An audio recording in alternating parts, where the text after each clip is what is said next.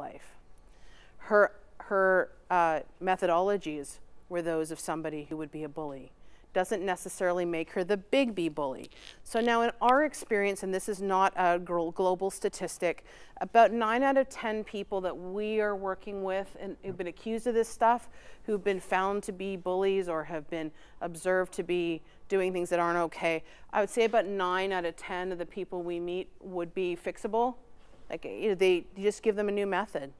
They don't hear themselves, they don't see themselves, they don't know how it's received. Then there's about the 1 in 10 here. The big B bully, this is the one I'm talking about, who is the serial bully who will just cut a swath through an organization. Historically, before the phenomenon was really talked about, what would usually happen is they'd take that person and they'd say, well, it's a personality conflict. They're not working out well in that group. So let's move them and we'll take them out of sales and we're going to move them over here into admin. It's a bit like cutting out a cancer tumor and moving it somewhere else in the body. It's kind of impacting the liver, but let's see if the lungs survive it. It doesn't change with this sort of personality. You need to address the behavior. You do the same thing. You're talking through it with somebody. Here's what needs to be different. We can't have you continue doing this or it's not going to work. This person can change. Within about 3 months of coaching, the big B bully will be like vibrating with like, I'm trying. But they can't do it. And the reason they can't, and they'll go back into the same methodologies, is the big B bully has something psychologically broken. In psychological definitions or psychiatric definitions, most often a big B bully has the combination of the personality traits of a narcissist plus a sociopath. So that's a very bad combination. That's like a Molotov cocktail of the brain. So you've got somebody who only cares about how they appear, and that, I'm paraphrasing what a narcissist is. A narcissist can operate very successfully in this world, but when you pair it up with the sociopathic personality combo, that's very poor because sociopath doesn't have the capacity for empathy. So if I'm able to explain to someone, or Terry's able to explain to somebody, hey, when you do this, this is how you make somebody feel. This is what the implications are. This is how you're causing an impact. Somebody can go, well, like a guy that we coached who said, well, who in discipline would close the door and then lambaste the person. He'd stand with his back against the door and then let her rip and tell the person like, wow, like how ridiculous it was what they're doing wrong, and all the rest of it. So found to be a bully and then sent to us for coaching. And he didn't even cross his mind. He said, but nobody heard. I thought that it was okay because I closed the door. I was being respectful. Never truly crossed his mind how that was impacting. The interesting thing was he was sent to us by his dad. It was a family business. And the dad phoned and he said, I have to admit I have a responsibility here and my son is a problem. I want him to be part of the family business, but I know that he's crossing the line in his behavior and I can't have this conversation. And last check-in, it was all going well. So he had the capacity for change. There will be others that we've coached, and there's only a handful, truly, where you meet with them and you're like, I'm not as confident with this situation at all, because they don't have the ability for personal accountability. They're not interested in that. They don't see the universe that way. They feel often that they're the victim. There's an interesting thing that happens in bullying situations, but this big B bully doesn't have an empathy. They don't care how they impact anybody. So that's why they cut a swath through an organization. There's one thing I'm curious about when it comes to bullying. One thing I notice about bullies is they often have a lot of friends and allies. Is there any, like in a workplace, is there accountability for people who enable them or who don't necessarily speak up when they see this kind of activity happening, even when it's obvious that they're clearly harassing somebody else? Like their peers, do they face accountability as well? Really important question. The question is there accountability for those who are the wing people, those who are in alignment that allow or enable or turn a blind eye or support or facilitate a bully for that matter, right? The answer is yes. And what we're seeing is an increase in the decisions that specifically highlight that, to say you can be held as responsible as the person who does the action if you stand there and you do nothing. It's tantamount to you doing that yourself. So we're seeing those cases with increasing frequency right now. And I think that's a very important thing to underscore. You are responsible. We get that it can be scary, that if somebody is a force to be reckoned with, you may be afraid to do that, to call someone person to person. But that's where, Chorus Global, your union, wants to remind you, you have many layers, from your occupational health and safety people to your HR team, to your senior most leadership, to your shop stewards. There is a venue to put it on their radar, and understand that if somebody's ever threatening you, to say it's insubordinate for you to go anything other than to your direct chain of command, I want to tell you, even if this may be an unpopular thing to say, you need to go anywhere it's safe to have that conversation. And it may be that it doesn't feel like you can go to that person who's first, that your first chain of command. It's okay to find another safe place. Mark, am I in trouble for saying that, or are you cool with that?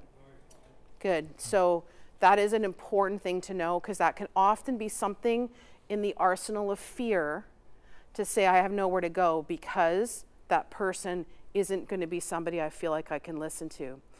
If you are in leadership, I want you to also remember this. You will be delicious to a bully. If you hold a position of power, a bully will want to have you on side.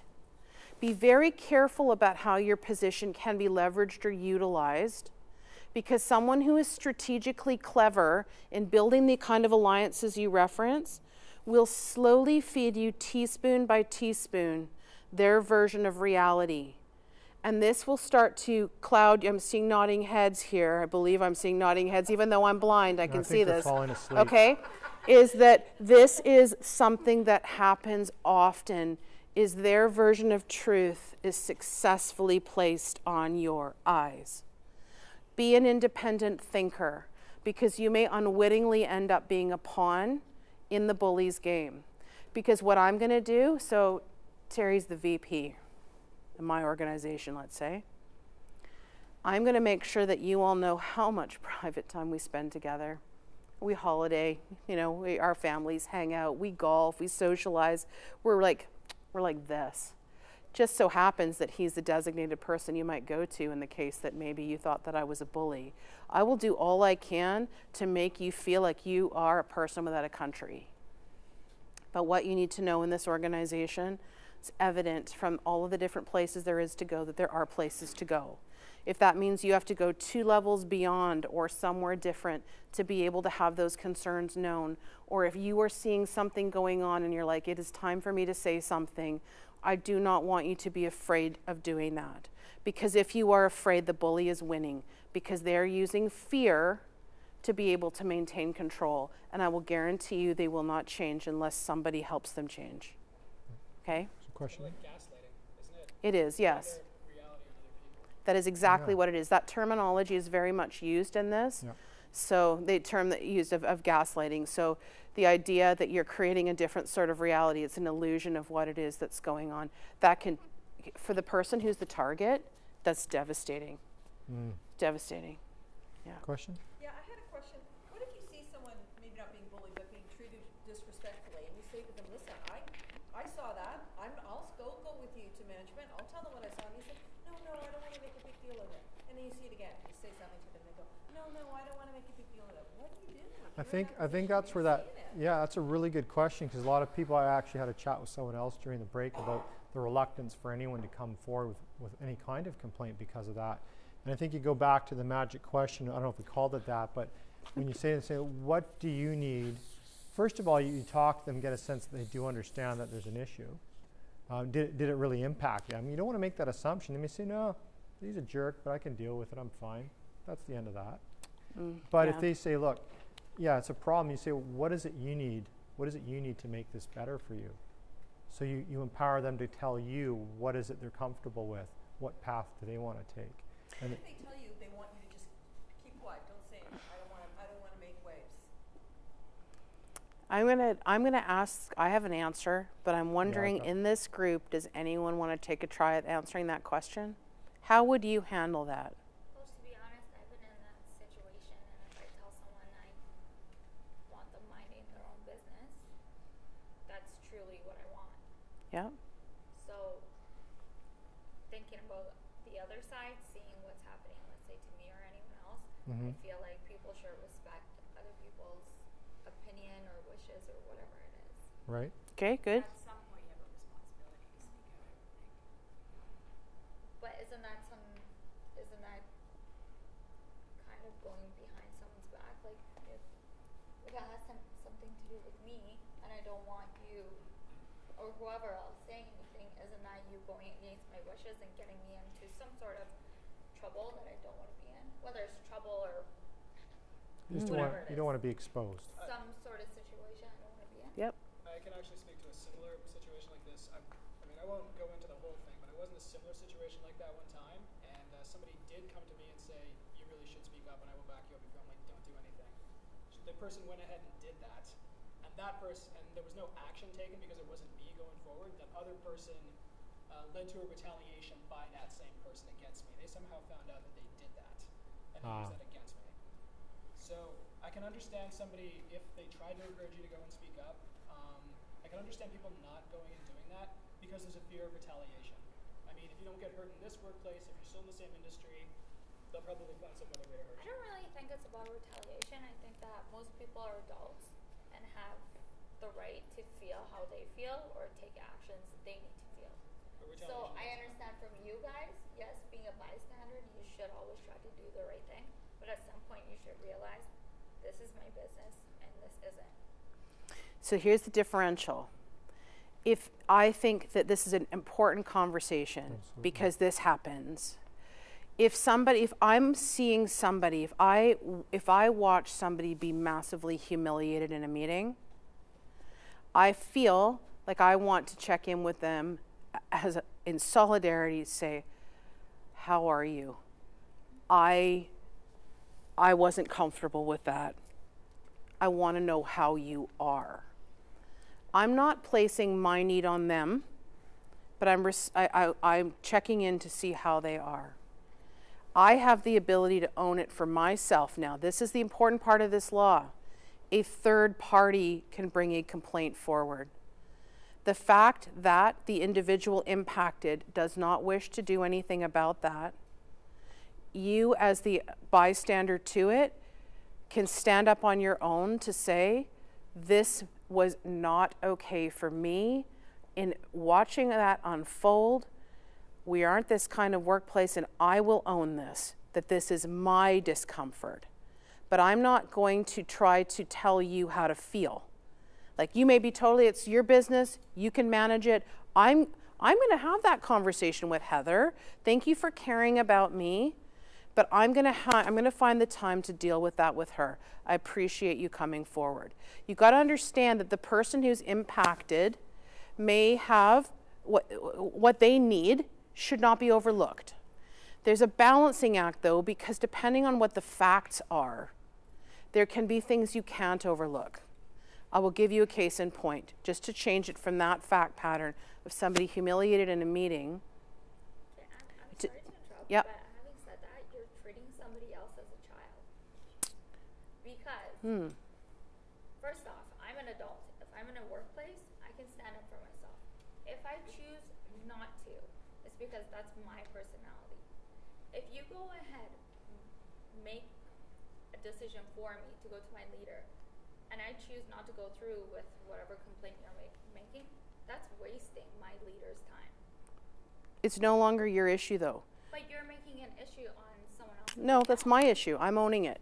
It's not about, it's But if about, it it's has about something my to do- observation. But if it has to do something with me, you're doing it on my account. You're not saying someone impacted you. You're saying someone impacted No, me. Oh, no, no, no, I'm no. not. I'm saying somebody impacted me. Can I just say? Yep. I mean, I hear what you're saying, but I think Yeah. often the person that you're saying, like a person may say, don't go to a manager or say something. They may be saying that out of a position of fear or being seen as a troublemaker or something. So quite often they may need a co-worker to go in and speak on their they may not feel brave enough to do it themselves. That I just feel that as co-workers, So you're we have a taking sort of like a hero I just initiative. said, no, we have a Is that what it is? responsibility to make sure that the people we work with are respected and treated fairly, just respectfully. Of course, And I if get that's not that. happening, I think it lies on our head to go to. But if Yeah. you're all adults, shouldn't everyone have that No, because respect sometimes anyway? when you're in that position, you don't feel brave enough to go and have that. I could provide a really good example. Bullies live for fear. They live to put fear into somebody else. And if there's a pattern there established over a long period of time, that person is going to be fearful to go to the leadership.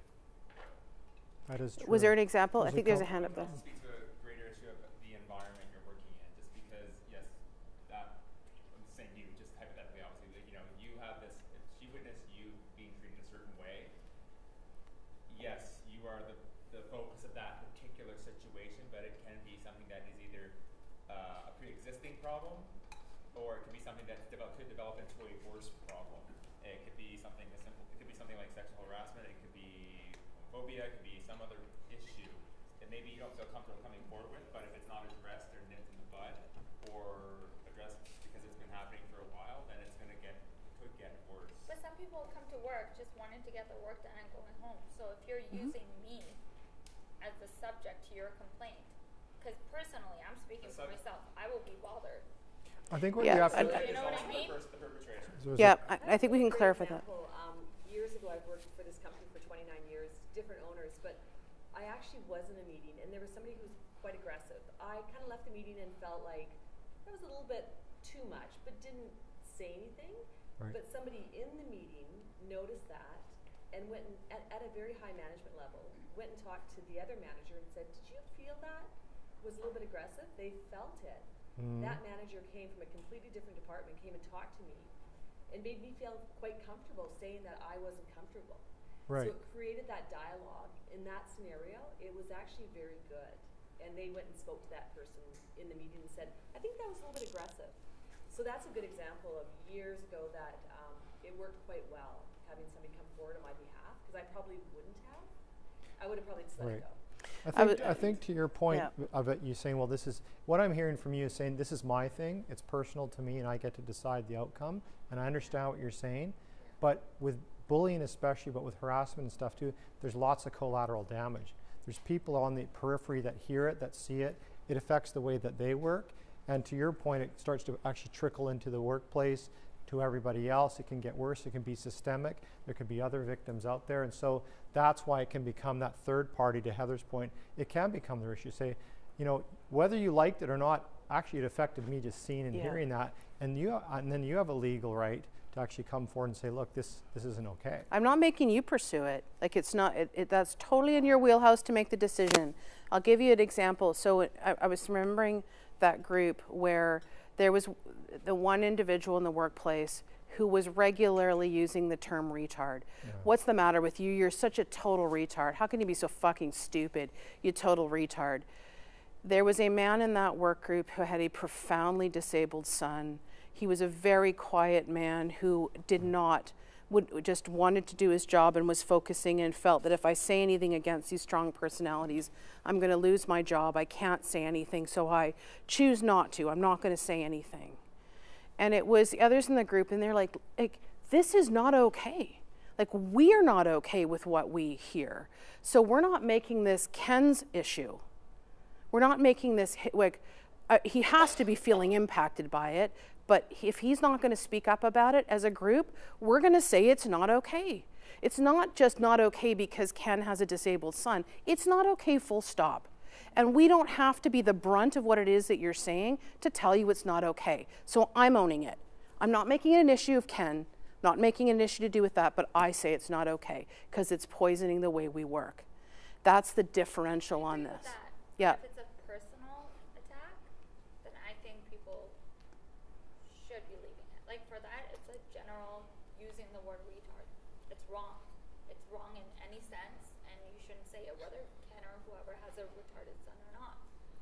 People in general shouldn't be saying that. But I think what she's saying is that it affects the surrounding people as much sometimes as it does the person. Even when it's So you have to allow the space for other people. Here's the deal. Just because you're okay with it, and I do this work because I have the skin of an elephant. everything rolls off my back. Is even though I may not be the one that takes the issue on for myself personally, what we're talking about is a responsibility that goes beyond ourselves to say, even though I'm minding my own business and I'm okay with it, I've got to leave room for the fact that there may be others that aren't. And if they're not, they've got a right to a voice too. So I'm super valuable, my gosh. Good question? Wondering something as far as the third party piece goes. So going back to Sona and going back to what everyone has been saying, you know, they witness an interaction, they go forward to whomever and want to report something, whether it be like the specifics or not. Are those required to be the specifics of that interaction, or can you as the third party come forward and just say, I witnessed this, you know, for example, your example of using the word retard, like that's a much more generic example, like Sona said. Right.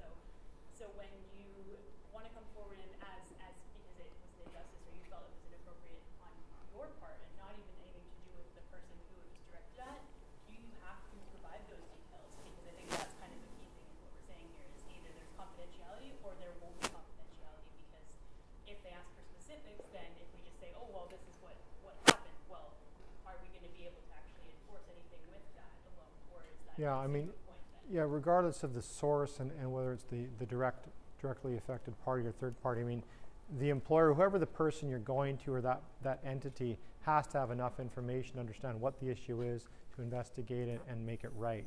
So it may require there's some disclosure of who the people were involved.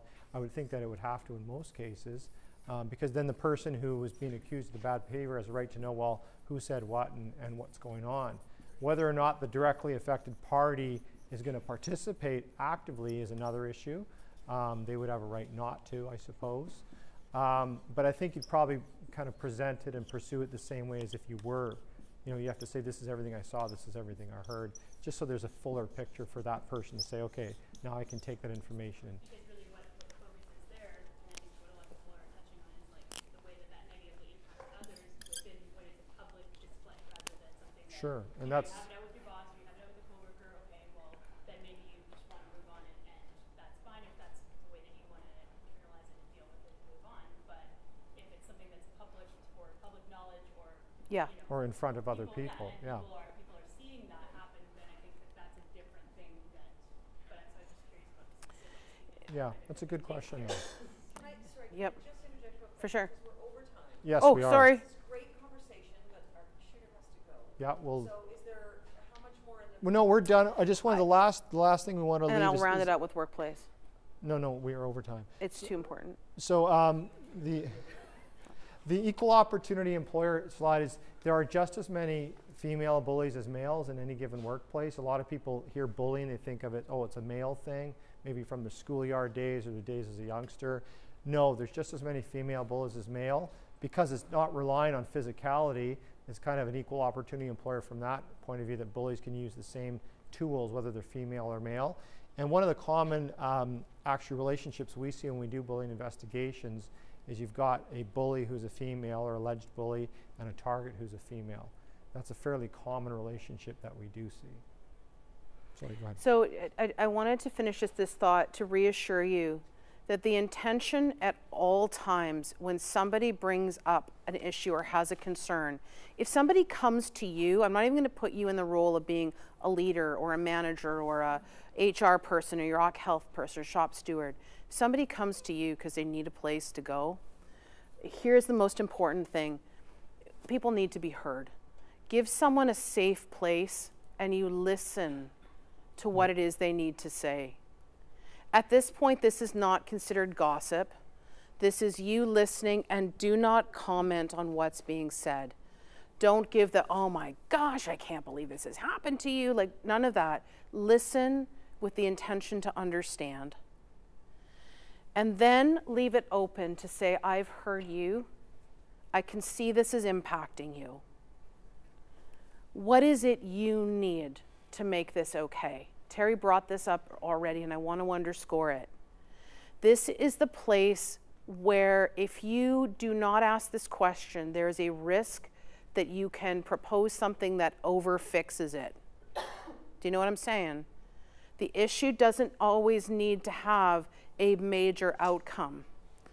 if what this is I really want this person to know it's not okay to use that term, or it's not okay to raise your voice in a meeting. It's not okay, whatever that thing is, I just want them to know, and I don't want anything further to be done about that. That then gives the space to say, how could that be achieved? What are your thoughts on that? So no one here is looking to make it worse for anyone else. The most commonly sought end game on this is, I want this to stop so we can just go to doing our jobs, right? I want to clear this toxin from the air.